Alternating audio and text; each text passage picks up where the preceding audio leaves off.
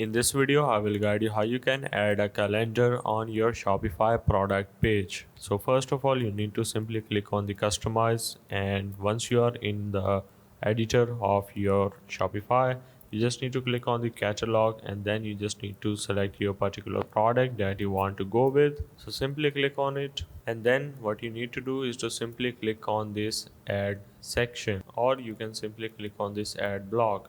If you want to add a separate section, you can do so, but I want to add a block of it, which is like this. So I will simply click on add block, and then you just need to scroll down until you see custom liquid. After clicking on the custom liquid, what you need to do is to simply open up the Google Docs file that I have put in the description below, and then you just need to copy this text. After that, you just need to paste it just like so, and then you need to wait for a few seconds.